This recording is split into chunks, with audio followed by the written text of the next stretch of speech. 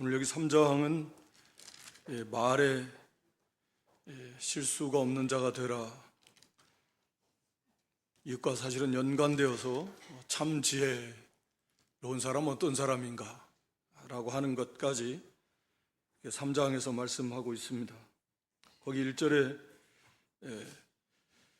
내 형제들아 너희는 선생된 우리가 더 큰 심판받을 줄 알고 많이 선생이 되지 말라. 당시에도 선생의 위치에 서고 싶어하는 사람들이 사실 어느 시대나 다 있기 마련이고, 그게 우리 속에, 타락한 인간 속에 있는 그런 그 부패성의 하나죠. 교만과 욕심입니다. 좀 높아지고 싶고 사람들을 다스리고 싶지, 리더하고 싶지, 밑에서. 그런 게 사람의 마음인데, 그래서 아마 당시에도 이런 사람들이 있었던 것 같아요. 하나님께서 세우시는 것이 아닌데 자기가 그저 욕심으로 선생이 되고 싶어 해서 이런 스스로 내세우고 자랑하는 그런 사람들 향해서 경고의 말씀으로 주십니다.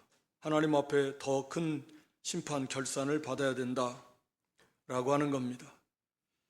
그래서 많이 하나님이 맡긴 자에게 많이 찾으신다, 이런 원리가 같아요. 그래서 항상 하나님이 많이 맡겨놓으셨으면, 5달란트 맡겨놨으면 5달란트를 원하시는 거예요. 갑절의 달란트를, 1달란트를 맡겨놨으면 1달란트를 원하시는 거고, 많이 맡겨놨으면 그 많이 해야 돼요. 하나님께서 그러라고 모든 은혜, 은사 하나님 다 주셨는데 그걸 안 하면 이제 하나님 앞에서 결산받고 책망을 받을 건데, 어떻게 책망받을지는 모르겠지만 구원받은 성도들을 향해서 지금 주시는 말씀이잖아요. 그렇지 않은 사람은 이제 지옥에서 더 큰 심판 받느냐 더 작은 심판 받느냐, 그 차이가 있는 거고, 우리는 이제 하나님 나라에서 이제 여기에 대해서 철저하게 우리가 결산한다라고 하는 걸 우리가 먼저 알아야 됩니다. 우리가 고린도전서 4장 2절에도 보면 마음에 있는 뜻, 생각까지도 다 드러내서 하나님 앞에서 결산받을 것이다. 그러니까 얼마나 하나님 앞에서 결산할 때 철저하고 완전한가 하는 것을 우리가 그냥 지식으로 알고 있지 말고 좀 생각하면서, 항상 의식하면서 하나님 앞에서 우리가 이제 결산받게 된다. 우리가 로마 14장에서도 그런 말씀 곳곳에 많잖아요. 하나님 앞에 우리가 직고할 것이다. 고하지 않을 수 없습니다. 그러니까 이런 철저한 결산이 있다라고 하는 것 자체를 우리가 항상 기억하면서, 하나님께서 물어보시는, 그럼 어떻게 할 거예요? 이제 할 말이 없을 건데, 그러니까 그걸 우리가 항상 기억하면서 하나님 앞에서 우리가 다 결산받는다. 사도 바울 자신이 그랬잖아요. 그리스도의 심판대 앞에 우리가 몸으로 따라 선악간에 행한 것을 따라 받으려 함이라. 그래서 삶과 그런 면에서도 사도 바울은 두렵고 떨림으로 자기 사명을 감당하려고 힘을 썼는데, 이런 결산, 철저하게 결산한 하나님 앞에서, 그런데 많이 받았으면 반드시 거기에 대한 5달란트를 맡겨놨으면 하나님은 5달란트를 더 원하신다 라고 하는 걸 항상 기억하면서, 그런 의식을 가지고 우리가 모든 범사의 삶 속에서 우리가 삶을 영해 나가야 될 것이다 하는 것입니다. 특히 여기 이제 말에 대해서 2절에 우리가 다 실수가 많은데, 이 야고보로 자신을 포함해서 그 중에서도 이 말에 실수가 없는 사람 같으면 그 사람은 온전한 사람이다. 능히 온몸도 굴레 씌우리라. 말에 실수가 없는 사람 같으면 그 사람은 정말 온전히 많이 자라난 성숙한, 흠이 하나도 없는 완전하다라는 의미가 아니라 저 많이 성숙한 사람이라는 의미에서 온전하다, 많이 자라났다, 그런 사람이다. 그러니까 제일 다루기 어려운 것이 혀라는 거죠. 말이라는 겁니다.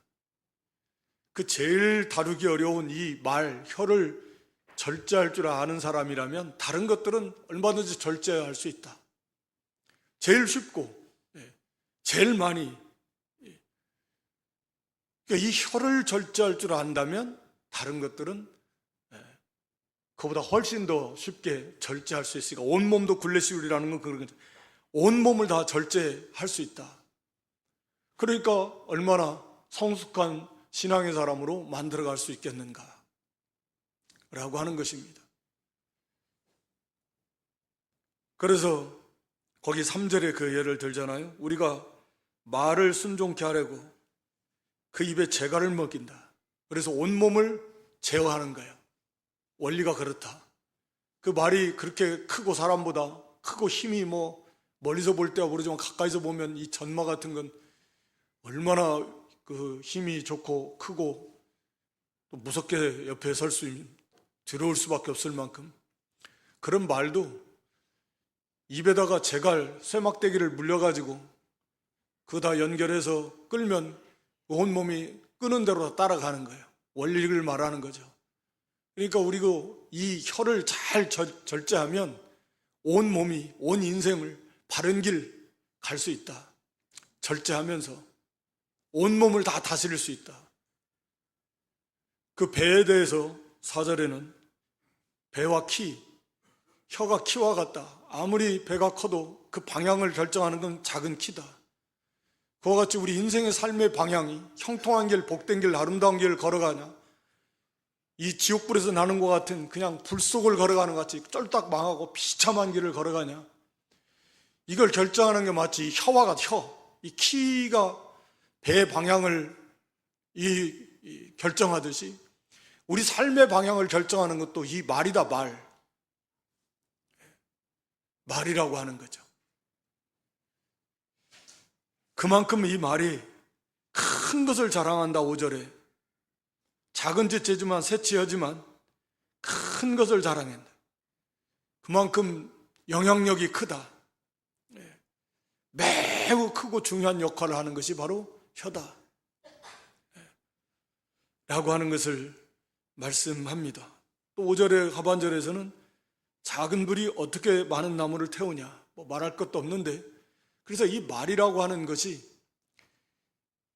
잘못된 말 한마디가 막 불려가지고 많은 나무를 태우듯이 막 소문이, 그래서 한 단체가 무너지고 교회가 무너지고 막 어지러워지고 갈라지고 나라가 막 요동이 되고 막 국가가 흔들리고, 이거 말이요, 말. 이 말 때문에 그게 사실이냐 아니냐 그런 거 중요하지 않아요. 나중에 가서 우리가 너무나 잘 알듯이 사실이 아니다, 그 관심도 없어. 이미 그 과정에서 죽을 사람 다 죽고 파산할 사람 다 파산해버리고 엄청난 이 불로 다 태워버리는 것과 같은 끔찍한 일들이 일어난다. 이게 뭐냐? 어디에서 시작되냐? 말로서 시작된다. 말. 자기만이 아니라 다른 사람의 인생도, 또 교회도 마찬가지예요. 잘못된 말 하나가 이게 점점점 해가지고 잘못된 소문이 나면 이 말이 다 생의 바퀴, 자기 인생의 바퀴를 다 불로 태워버리고 지옥불에서 난다. 쉬지 아니하는 악이다. 쉬지 아니하는 악이다라는 말은 참으로 억제하기 힘든, 제어하기 힘든 악이다. 그런 의미인데, 문자적인 의미는 참으로 제어하기 힘든 악이다. 불이요 불의의 세계다. 6절에서는 불의의 세계, 불의의 세계 속에서 나온다. 그 태워 사려는 것이 지옥불에서 난다.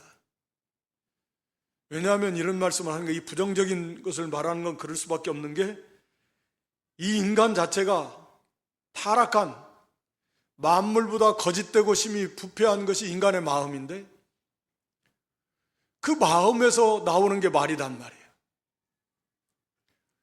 그러니까 타락한 인간에게서 나오는 그 말의 출처라고 하는 것이 그렇게 악에서부터 나오는 거예요. 불의의 세계입니다.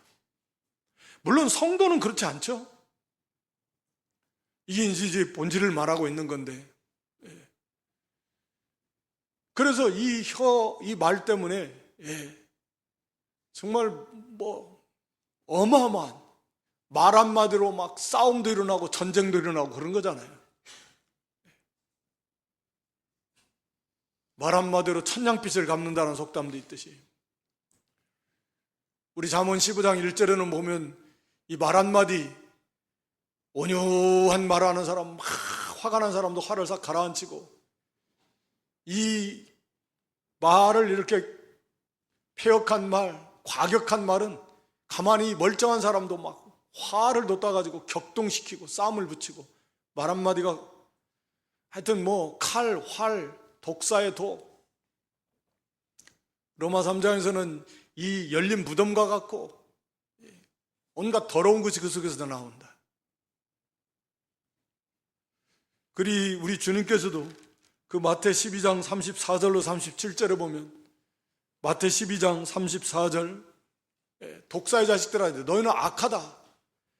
악하기 때문에 선한 말 못한다는. 왜? 마음에 가득한 것을 입으로 말하느냐. 이 말이라고 하는 특징이 이런 거예요. 물론 우리가 아는 대로 실수, 순간적으로 확 사로잡혀서 그런 거죠. 사실은 실수할 수도 있고, 순간적으로 막 이 격동을 받으면 그 악이 마음을 지배하니까 막 미움이 지배당하고, 미움에 의해서 마음이 지배당하고, 그러니까 그런 말들을 막 쏟아내는 거예요.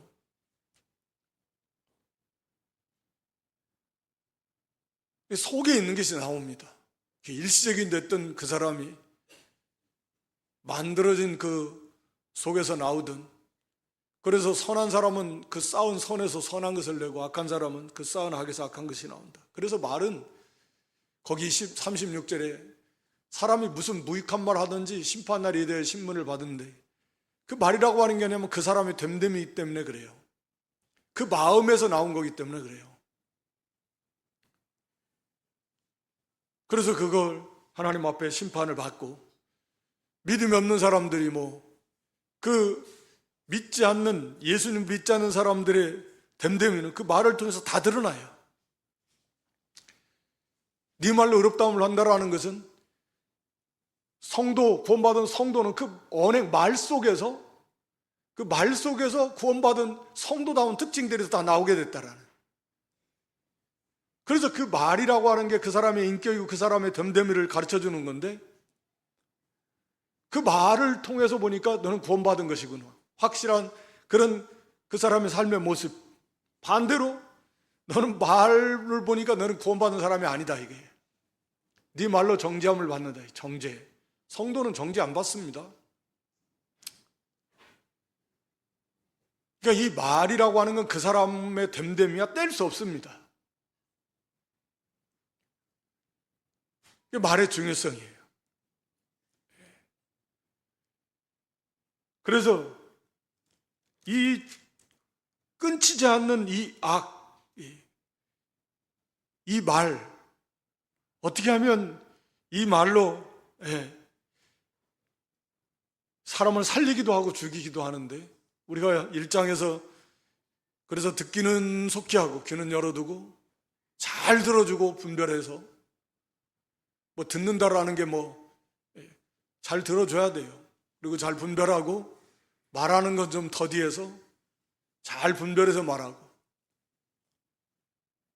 경우에 합당하게 말하고, 덕이 되게 말하고, 하나님 말씀의 원리에 맞게, 선과 의에 맞게 말하고, 의인은 대답할 말을 깊이 생각한다 그랬으니까.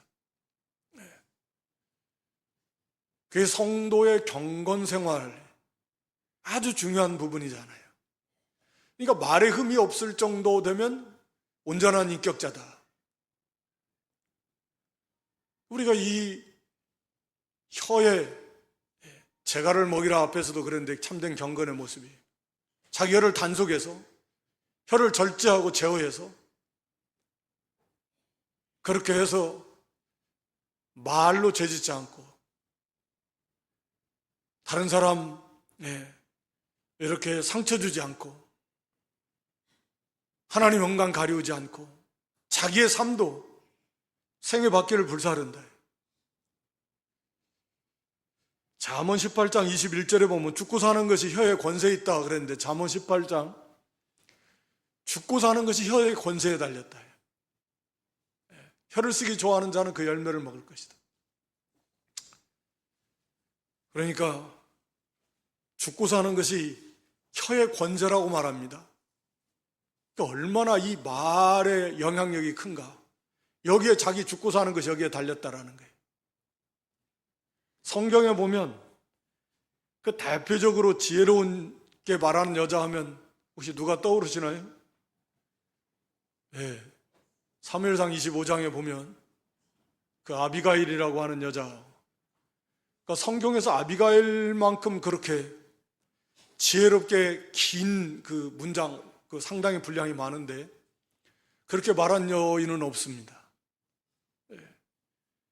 뭐 하나님을 찬양하고 그런 건 있지만 이 다윗의 그 앞에 와서 우리가 그 뭐 많이 잘 알고 있을 건데 그 사무엘상 25장 거기 23절부터 35절까지의 내용이 그 아비가일의 말이 쭉 나옵니다. 그 배경은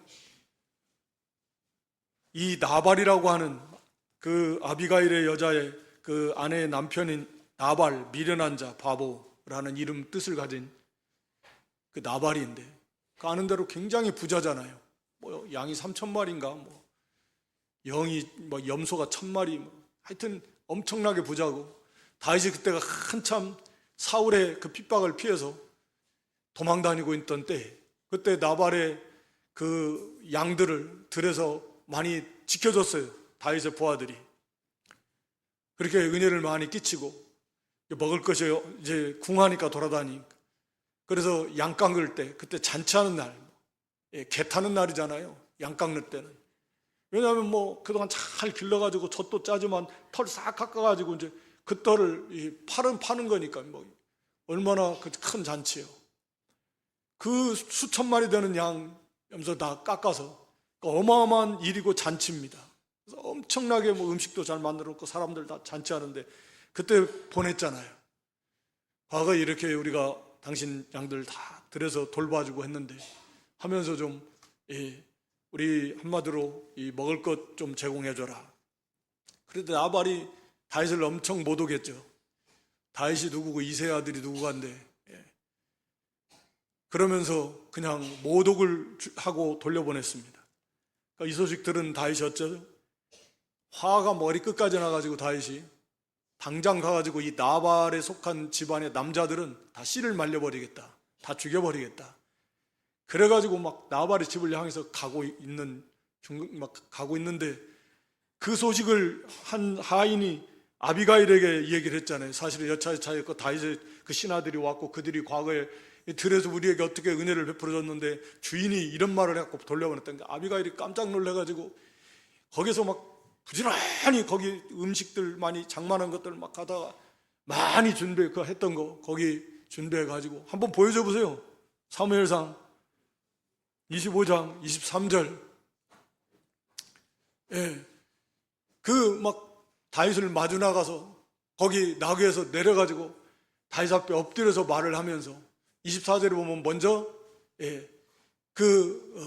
자기 말을 좀 들어달라고 그러면서 그 죄를 자기에게 돌리면서 이 다윗에 대해서 이 아비가일이 자기 나발 자기 남편의 어리석음에 대해서 지적하고 또 이어서 26절 이하에 쭉 보면 다윗의 싸움에 대해서 말합니다. 다윗이 지금까지 하는 그 싸움은 여호와의 싸움을 싸우는 거고 하나님이 다윗과 함께 하시고 장차 이 나라가 다윗에게 반드시 주실 것이고 26절 이하에도 보여줘 보세요. 그리고 이 다윗이 나중에 왕이 된 후에 만약 여기 나발의 집안을 여기서 싹 죽여버렸다고 하면 그러면 나중에 그게 후회가 되고, 야, 무고한 남자들 그거 음식 좀 안 줬다고 다윗이 그 집안 싹 남자들 종까지 해서 다 죽여버렸대. 그러면 그 흠이 되지 않겠어요? 그러니까 내 죄종이 나중에 왕위에 오르셨을 때 그렇게 이런 무고한 임명을 해한 그런 거에 대해서 쓸데없이 뭐 그렇게 불편한 그런 경우를 겪지 않아도 되지 않겠냐. 죽이실 필요가 뭐 있냐 그 말이야.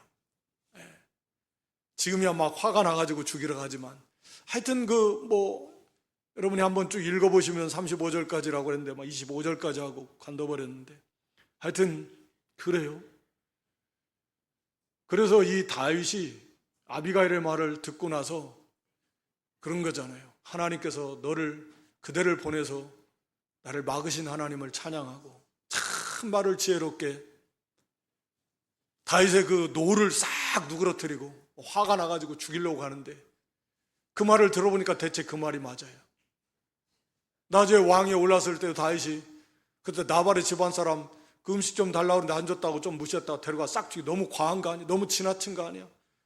다윗에게 큰 흠이 될 수 있는 일이지만 아비가일이 이걸 다 막으면서 그런 소리 들을 필요도 없다.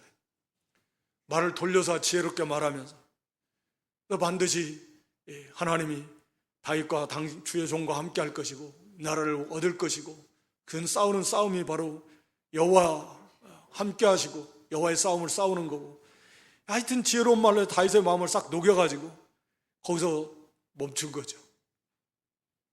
그리고 아비가일을 자기 아내로 삼는데, 이게 이 아비가일이라고 하는 그 여인의 그 지혜로운 말로 자기만의 아니라 자기 그 집안의 남자들 목숨을 다 살린 거예요. 다윗의 이 실수를, 허물을, 죄를 짓지 않도록 막기도 하고. 그러니까 이게 참 그런 역사 또 있지요. 그 요압 전쟁할 때 그 지혜로운 여인이 또 그 성을 보호하는 그 말, 그러니까 이 지혜로운 말 하나가 많은 사람의 생명도 살리는, 반대로 아주 욕심에 치우쳐서 나가다가 그 사무엘하 1장 이하에 보면은 그 아말렉 사람이 나와요. 그 사람 사울왕을 자기가 죽였다 증거로 막 그 머리에 쓴 면류관이나 막 팔걸이 가져왔다 다윗에게 칭찬받을 줄 알고, 사실은 사울왕이 스스로 칼에 엎드려 죽었는데 그걸 보고는 야, 이거 자기가 죽였다 그러면 한몫 얻으려고 그랬다가 죽었잖아요. 네가 네 입으로 분명히 말했다. 감히 하나님이 기름 부어 세운 종을 네가 겁도 없이 죽였냐. 죽여라. 죽였어요. 바로 그 욕심에 물들어가지고 혀 잘못 놀려가지고 자기는 뭐 좀 한 자리 얻을 줄, 칭찬받았고 뭐 한 자리 얻을 줄 알았다가 오히려 죽어버리는, 죽임당하는 이 말 한마디로 참으로 지혜로운 말은 이렇게 사람을 살리고 많은 사람도 살리고, 의인의 말은 천은과 같다. 또 이렇게 온유 올량한 혀는 양약이다. 양약. 그런 표현들이 잠언에 곳곳에 많이 있습니다. 함부로 말하는 건 찌르는 살과 같고, 독사의 독이요, 죽여요. 이 말의 중요성을 그래서 오늘 본문에서 얼마나 이게 중요한가, 온 인생의 생애 바퀴를 불로 살아버리는. 그러면서 7절 8절에 사람들이 문제는 혀를 길들일 사람이 없다. 8절에 다른 짐승 별의별 것들도 다 어떻게 저렇게 훈련시켜가지고 길을 들여서 사람 뜻대로 다 조종하는 거 보면 참 신기한 지혜가 뛰어난데, 정작 자기의 혀는 그걸 길을 못 들여요. 사람의 힘으로는 안 된다 라고 하는 것입니다. 그래서 이게 하나님의 구원받은 새 생명을 가진 이 성도는 그 성령을 힘입어서 이 말을 절제할 수 있다. 사람의 의지와 노력만 가지고는 안 되는, 안 돼요. 거기 9절로 12절에 이 구원받은 성도의 입에서 뭐 저주의 말이 나온다든지 악독한 것들, 합당치 않은 이런 죄악된 말들이 나오는 것이 얼마나 말도 안 되는 불합리하고 어색하고 해서는 안 되는 일인가 하는 것들을 그런 비유를 통해서 말합니다. 너무나 당연하게 나무 하나가 뭐가 나오면 열매를 맺는 거고 포도나무 포도를 맺는 건데 거기서 다른 열매를 맺을 수 없는 것처럼 샘이 좋은 물 내는 샘은 단물, 생수 막 쑥쑥 내는 거지 이랬다 저랬다 하는 샘이 어딨냐고요.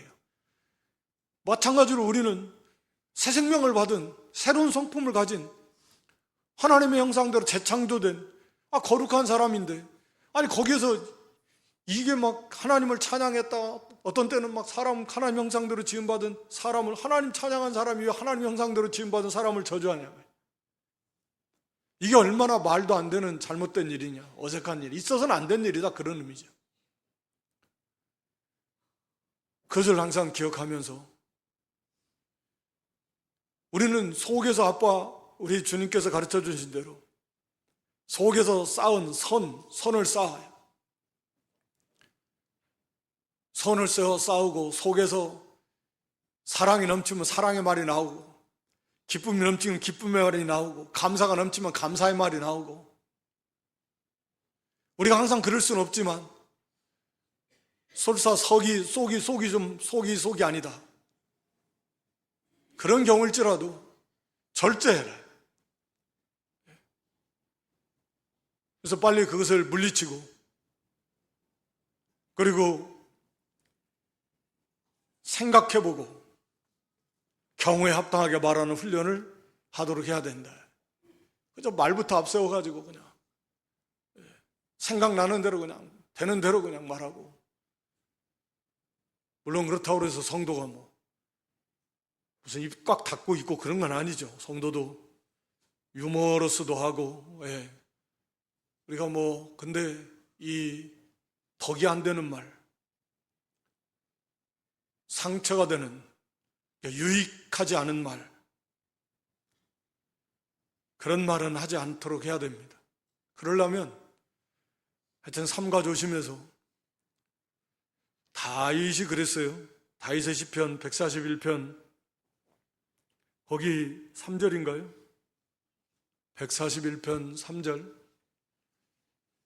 시편 내 입술에 파수꾼을 세워달라고 그랬습니다. 입술의 문을 지켜달라고 하나님 앞에 그렇게 기도합니다. 그러니까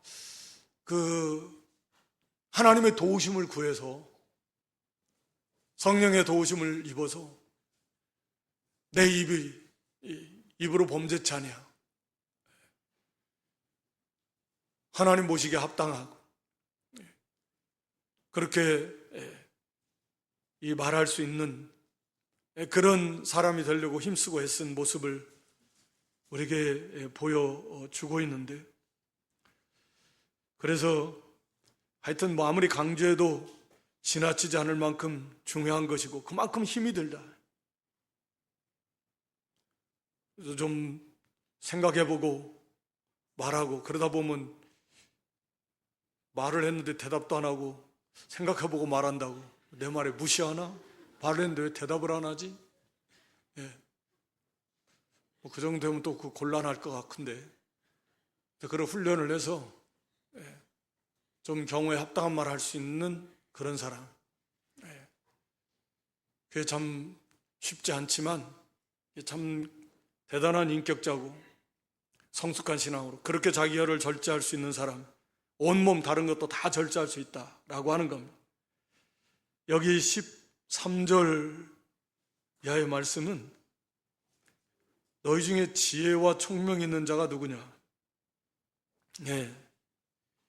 지혜와 총명이 있다라고 하는 말은 이제 이 문맥 속에서도 그렇고 한마디로 서로 선생이 되려고 많이 선생이 되려고 하지 말라 그랬는데 이 지혜나 총명이라는 단어를 지도자들 선생이나 랍비나 율법사나 어떤 전문적인 교육을 받아서 상당히 그 전문적 지식을 갖춘 그런 사람들을 향해서 많이 쓰는 표현이었다 그래요. 지혜가 있다. 총명이 있다. 그러니까 지도할 만하다, 한마디로. 나설 만하고 선생될 만하다. 그런 거죠. 그런 거에 대해서 지금 계속 연속 선상에 있는 건데, 많이 배우고 지혜가 이거 있고 총명이 있고 그러니까 선생할 만하고 가르칠 만하고 하지. 그런 사람들이 다 그렇게 주장을 하고 또 옆에서 그렇게 해서 하려고 하는 거죠. 근데 야고보는 거기에 대해서 말하는 겁니다. 자, 스스로 지혜가 있다, 총명이 있다. 나는 선생될 만해. 지도할 만한 자리에, 그런 자리에 설 수 있어. 라고 그렇게 생각을 하거나 그렇게 주장을 하거나 그런 사람들, 또 말해가지고 옆에서 자꾸 그렇게 죽게 세워가지고 하려고 하는 그런 사람들을 향해서 이제 1차적으로 말씀을 주는 건데, 모든 성도에게 주시는 말씀이죠. 거기 너희 중에 지혜와 총명이 있는 자가 누구냐? 스스로 지혜 있다고 생각하냐? 총명이 있다고 생각하냐? 총명이라고 하면 우리가 보통 좀 분별 쪽에 초점을 둬서 사리 판단을 바르게 분별할 수 있고, 지혜라고 하는 것은, 우리가 보통 지혜는요, 이 지식은 그냥 우리가 이제 받아서 지식을 받지만 그 지식을 삶에 적용하는 건 지혜의 면이다. 그러니까 지식 있는 사람은 많은데 지혜 있는 사람은 많지 않다. 세상적 기준으로도. 그러니까 지혜는 꼭 많이 배웠다고 지혜로운 것 아니고 그런 거잖아요. 삶의 지혜라는 표현도 쓰지만. 그러니까 이 지식을 어떻게 삶의 시기 적절하게 적재적소에 거기에 딱 맞게 잘 사용하느냐. 아무리 많이 알고 있으면 뭐냐고요, 그것을. 그때 가서는 못 쓰고 나중에 그럴까 할까 해봐야 필요 없는 거죠. 지식은 많이 있는데 전혀 그게 적용할 줄을 모른다. 사용할 줄을 모른다. 그러면 그건 지혜가 없는 거죠. 머리는 막 좋아가지고 달달 외워가지고 지식은 많은데 전혀 그걸 적용을 못한다. 그러면 그건 지혜가 없는 겁니다. 그래서 지혜는 이 지식을 적용하는 면이요. 그래서 삶의 그 상황에 어떤 경우에 이것을 잘 적용을 해서 그를 이루어 나가는 면인데, 그러니까 이 지혜는 단순히 지식과 다르고 실제적인 삶이, 오늘 야고보도 그렇게 말하는 거죠. 진짜 너희가 지혜가 있냐? 총명이 있냐? 그렇다라고 하면 그 선행으로, 행동을 말하는 거죠. 야, 그 행동으로 보여봐라. 지혜라고 하는 것은 지식이 아니라는 거예요. 너 실제로 그러한 삶을 사냐? 그 선행으로 말미암아 지혜의 온유함으로 그 행함을 보여라. 그러니까 지혜의 온유함이라는 말은 지혜로부터 나오는 온유함이다, 그런 의미인데, 그러니까 참 지혜에서 지혜가 있는 사람은 온유함을 가지고 선행을 행한다, 이런 말이에요. 이거 하늘의 지혜죠. 하나님께로부터는 지혜.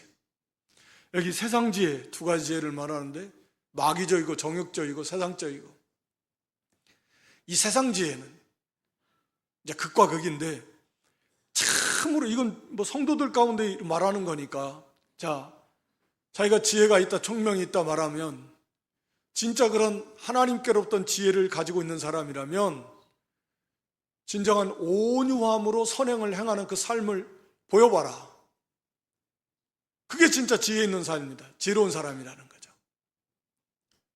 뭘 좀 안다고 지혜가 있는 게 아니라, 이게 이 참 지혜는 생활 속에서, 삶 속에서 온유함으로 선행으로 나타나는 게 하나님의 지혜다.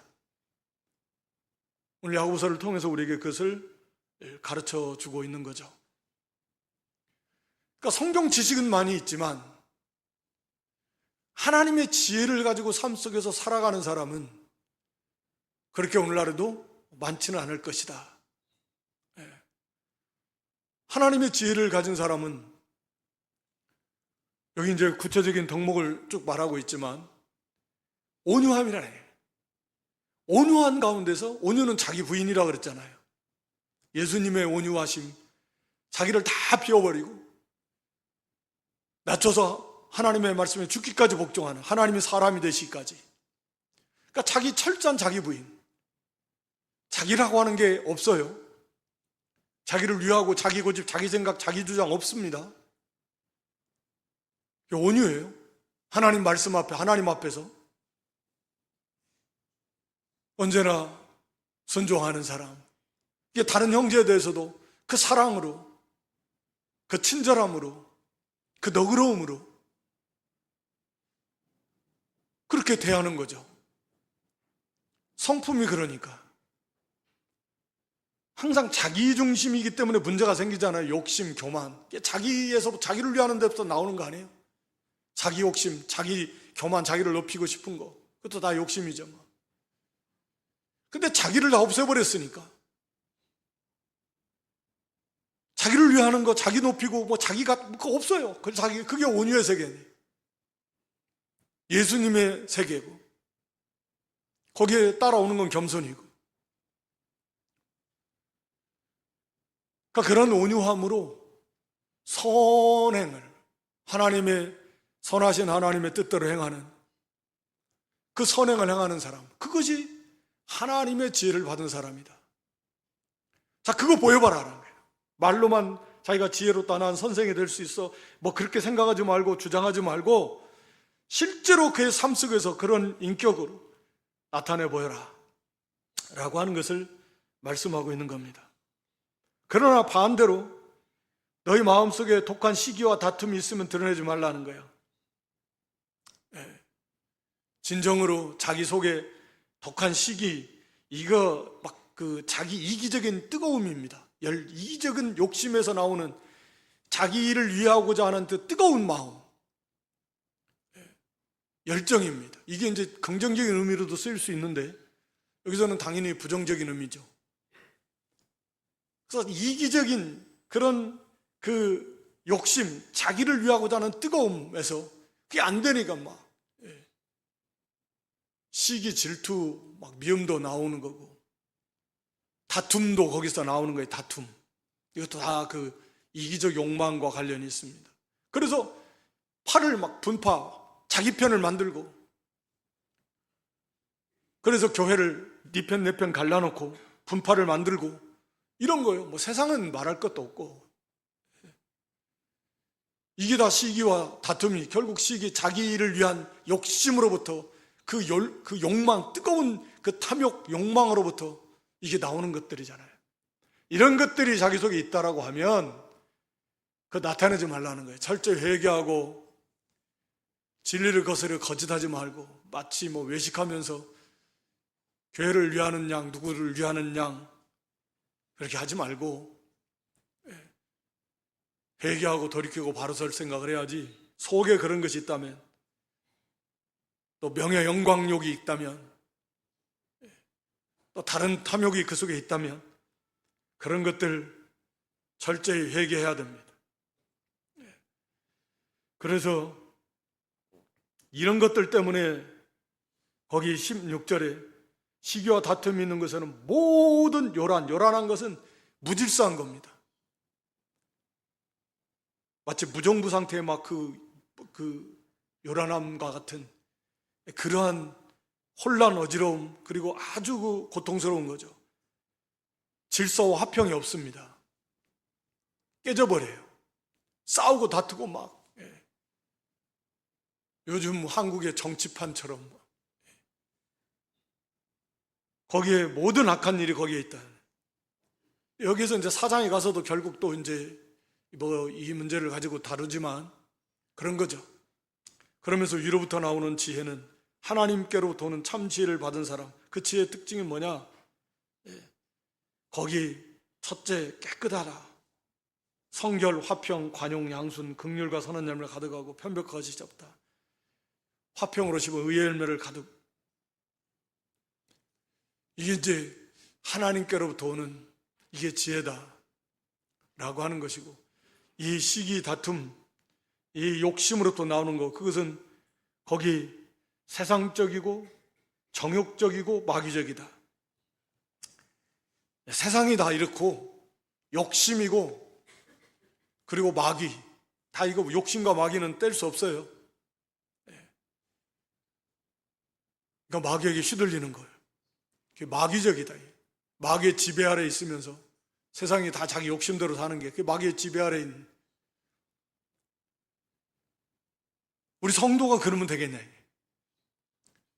당연히 안 된다라는.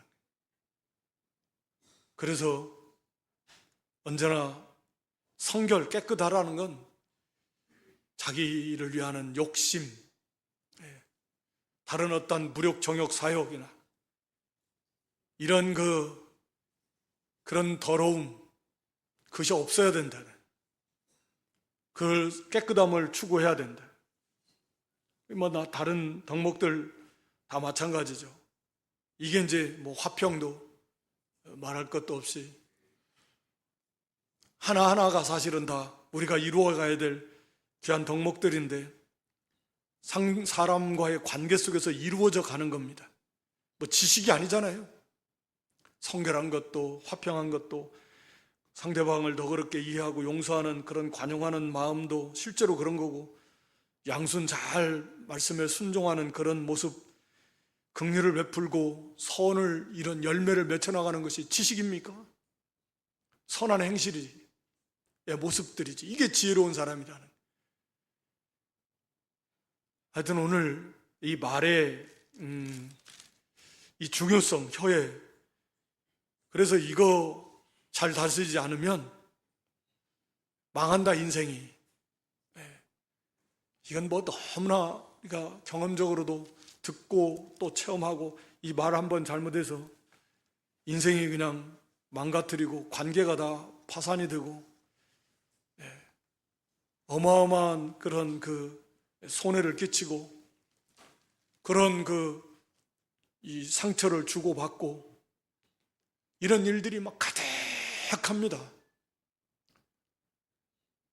그러니까 우리가 다시 한번 정신을 차려서 우리 자신이 이 내 혀부터 좀 절제하는 훈련을 해서, 그래서 항상 덕이 되는 말, 상대와 유익을 주고 치료해주고 세워주고 하나님의 교회와 영광을 나타내고 의를 세워나가는 그런 인격자, 그런 훈련을 하면서 다른 그런 정도의 사람, 다른 모든 것들도 다 절제할 수 있어서 우리가 온전한 사람으로 만들어져 갈 수 있다. 우리가 참으로 하나님의 지혜를 받은 그런 사람이라고 하면 욕심, 시기, 다툼 이거 다 버리고 이게 깨끗함으로 화평과 그렇게 관계 속에서 그렇게 관용하고 양선하면서 긍휼과 사랑을 베푸는, 이게 참으로 지혜 있는 성도의 모습이다. 삶 속에서 그렇게 나타나야 된다. 이런 믿음의 모습들로 만들어져 갈 수 있기를 주님의 이름으로 축원합니다. 하나님 우리 아버지, 이 시간에도 혀의 부정적인, 그러나 얼마나 우리 인생이 뿐만 아니라 공동체와 하나님의 영광에 이르기까지 막대한 좋지 못한 영향을 끼치는 이 혀의 중요성, 반대로 이걸 바르게 잘 사용했을 때 많은 사람을 살리고 또 유익을 끼치고 또 우리 자신이 온전한 신앙의 인격자로 만들어져 갈 수 있다라고 하는 이 말과 혀의 중요성에 대해서 우리를 일깨우셨사오니, 우리가 이 말씀 깊이 묵상하면서 우리 자신의 혀의 재갈을 물리고 절제하고 언제나 말에 실수하지 아니하며 유익을 끼치며 하나님의 영광을 나타내며, 그래서 많은 영혼들을 살려나가는, 그리고 성숙한 신앙의 인격자로 만들어져 가는 그런 참으로 지혜 있는 그런 믿음의 사람들로 만들어져 갈 수 있도록 하나님 도와주시고 또 능력으로 함께해 주시옵소서. 예수님의 이름으로 기도드리옵나이다. 아멘.